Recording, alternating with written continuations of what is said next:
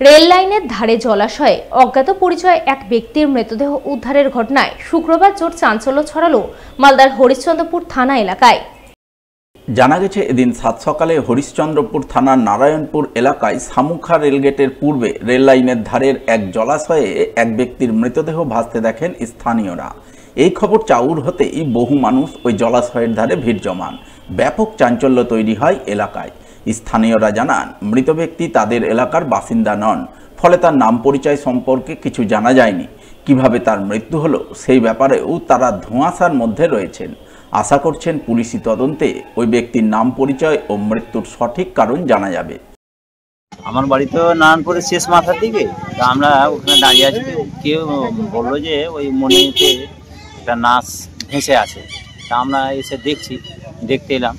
দেখতে এসে দেখছি তো এই অবস্থা পড়ে আছে। তো কোনো মানে হয় না যে কার আছে এটা কোনো পারেনি না, ওরকম তো আমরা কোনো কিছু শুনতে পাইনি। আমরা দেখে আতঙ্কিত হয়ে আছি যে কোথাকার আছে না আছে।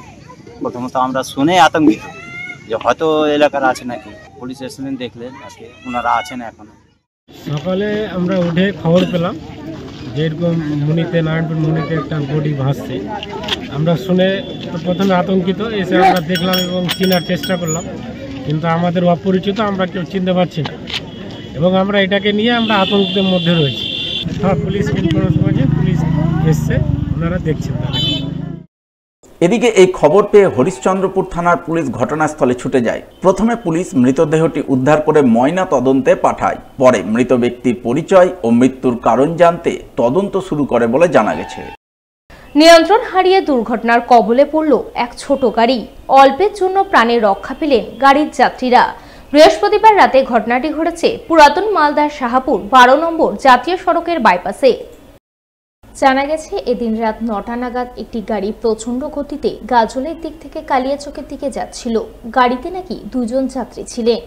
গাড়িটি প্রচণ্ড গতিতে থাকার কারণে পুরাতন মালদার শাহাপুর 12 নম্বর জাতীয় সড়কে হঠাৎ করেই চালক নিয়ন্ত্রণ হারিয়ে ফেলেন। ফলে গাড়িটি ডিভাইডার পার করে বাইপাসের ওপর লেনে গিয়ে উল্টে যায়। ফলে গাড়িটি কার্যত দুমড়ে মুচড়ে যায়। তবে বরাত জোরে গাড়ির যাত্রীরা প্রাণে রক্ষা পান। তারা দুর্ঘটনার পরপরই গাড়ি ফেলে চম্পট দেন। স্থানীয়দের অনুমান, চালক সহ যাত্রীরা মদ্যপ অবস্থায় ছিলেন, সেই কারণেই নিয়ন্ত্রণ হারিয়ে এই দুর্ঘটনা।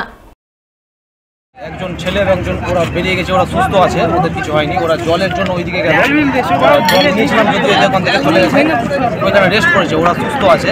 গাড়িটা অপোজিট সাইড থেকে আসছিল, নিয়ন্ত্রণ হারিয়েছে না গাড়িটা ধাক্কা মেরেছে এখন বোঝা যায়নি। ওদের সাথে কথা বললে বোঝা যাবে। তবে ওই সাইড থেকে এসে এই সাইডে গাড়িটা উল্টে গেছে। কোন দিকে যাচ্ছিল গাড়িটা? গাড়িটা গাজলের দিক থেকে নিচের দিকে ফারাক্কার দিকে যাচ্ছে। তারপর কি হলো? ওই সাইড থেকে আস্তে আস্তে নিয়ন্ত্রণ হারাক বা কোনো গাড়িতে ধাক্কা মারুক এখনো বোঝা যায়নি।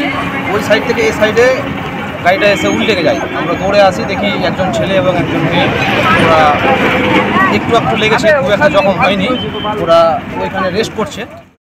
এদিকে এই খবর পেয়ে রাতে মালদা থানার পুলিশ ঘটনাস্থলে পৌঁছায়। প্রথমে পুলিশ গাড়িটিকে সরিয়ে বাইপাসে যান চলাচল স্বাভাবিক করে। এরপর দুর্ঘটনার কারণ খুঁজতে তদন্ত শুরু করে বলে জানা গেছে।